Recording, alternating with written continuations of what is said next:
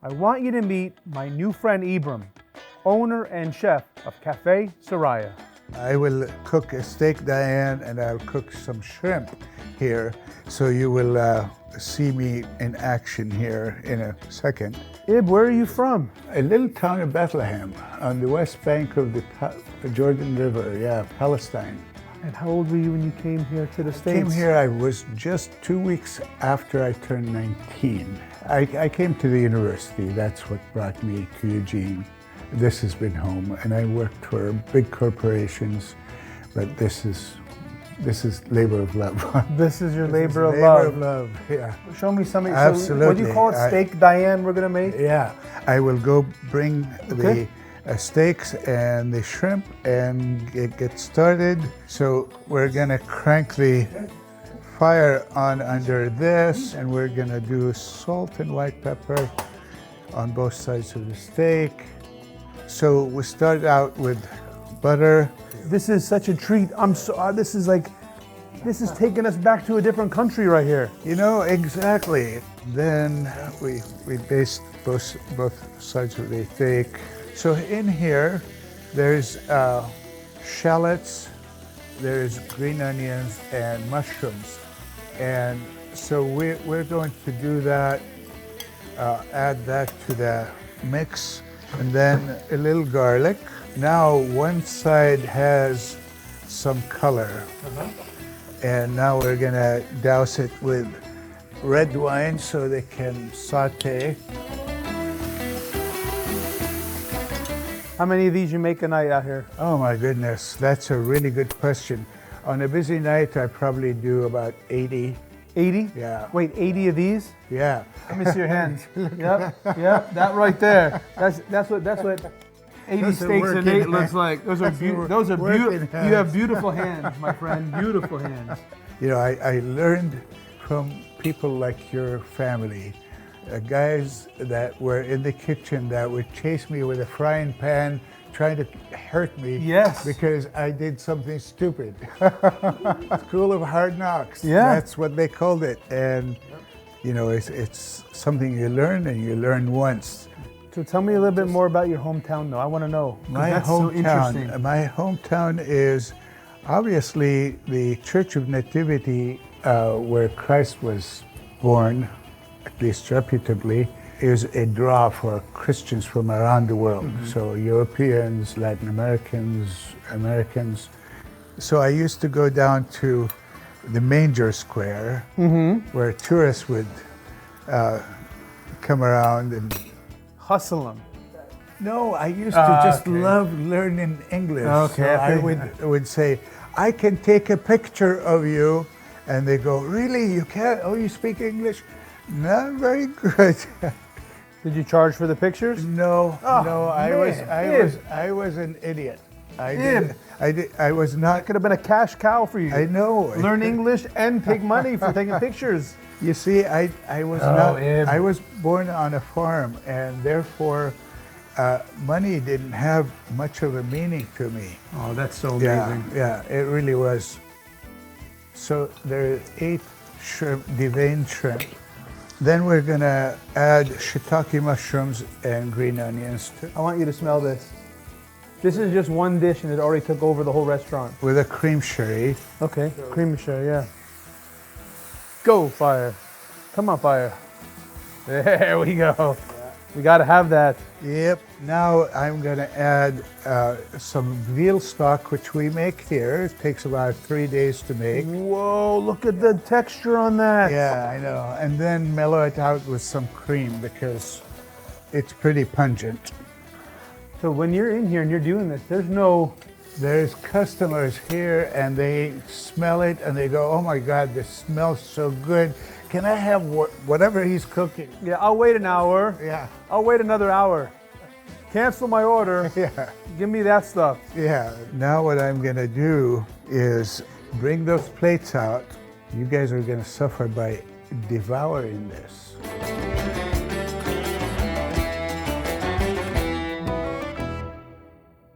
I will remember this day for a long time. Not just meeting you, but watching what you're doing. This is a special treat. It's an art that's you know, that used to be ubiquitous and it's no longer that way. Where do you find this? It's Cafe Soriah. Cafe Soriah. Can I ask you what Soriah is? Soriah is my daughter. No, she is my lovely daughter that's a clinical psychologist up in Portland, and she's my true love. Oh, that's beautiful. It's Arabic for the Milky Way is what her name stands for. So you guys sit down and start enjoying.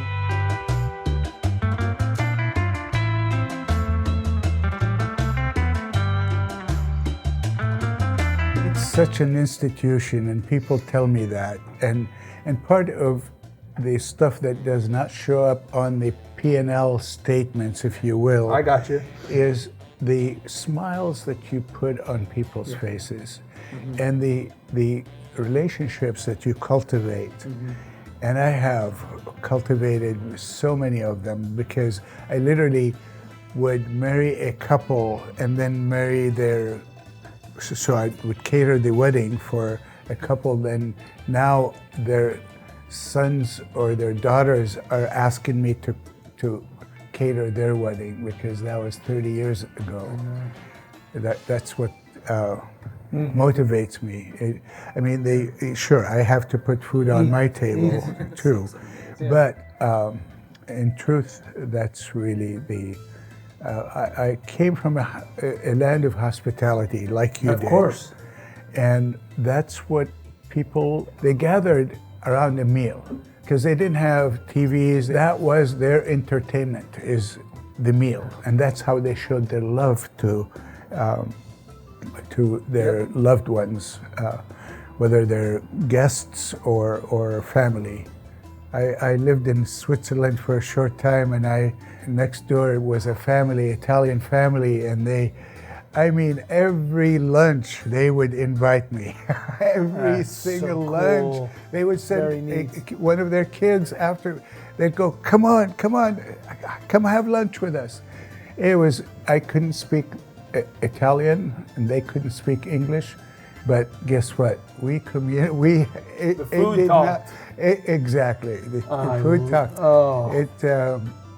It brings smiles to my face even now, and that was when I was 18. I still remember it. 30 years ago. Vividly. Yeah, thank you. Don't wait. Let's do this. Yeah. I saw this done from start to finish, and so. Oh, the steak's like butter. It should cut. It's the most tender. So we use a tenderloin, and it's the filet mignon, basically the same cut as a filet mignon. And if I stay out of its way, it turns out usually very good. So make me cry. Thank you. And the cream and the veal stock. Just mellows it perfect. Out. It adds the perfect touch to it. We're gonna do one dessert that's also on my cart. Okay. Bananas Foster, which you probably, it's so classic. So classic. Like caramel and banana. Yeah, and exactly. Cinnamon. Yeah. So it takes brown sugar, and macadamia nuts and rum, and of course creme de banana and butter, of course. It's ready. You ready? Yeah. Okay. Yeah. Ready? Now yeah, there you go. My little. There you go. I was trying to get it for the camera. Yeah. So again, a little bit of butter. All right. We're not gonna caramelize, but we're gonna make a sauce that is triple sec is what is gonna water down that, and that's the triple sec here. Ooh. And it'll have a fire, but it's a lot less proof than the rum. So this is a little macadamia nuts. Oh wow! And then we'll make another fire with the rum. More rum. And nice. toss that a couple of times, Okay. make sure it's all coated. And then last thing we do is creme de banana. And just a teeny bit of fire, if any. And then we'll go grab the ice cream. I will give you a spoon and you're welcome to try it while it's super hot. Yeah. And it's a chilled plate with hot alcohol exactly, and ice cream. How delightful. I think my wife says that's her favorite all-time dessert. She's got not a sweet tooth, but all her teeth are sweet. All of them? Me and your wife will get in trouble together. Yeah. Ib, this is so incredibly flavorful and tasty. Guys, you gotta try yours. When we left Cafe Soriah, it left me with so many different emotions. Abram reminded me of my family growing up and being from an immigrant household, my hardworking father, my hardworking uncles, hours and hours in the kitchen. And he was so genuine. He was so special. His swollen hands from working all those years. It's a beautiful culture. It's so easy to become stagnant, especially in the place where we live in the Pacific Northwest, and not travel and experience these other different cultures and the beauty they have to offer. So if you want to experience Palestine, you want to experience Israel, you want to experience their culture, please go visit Abram. Go say hello for me. You'll have a very special time.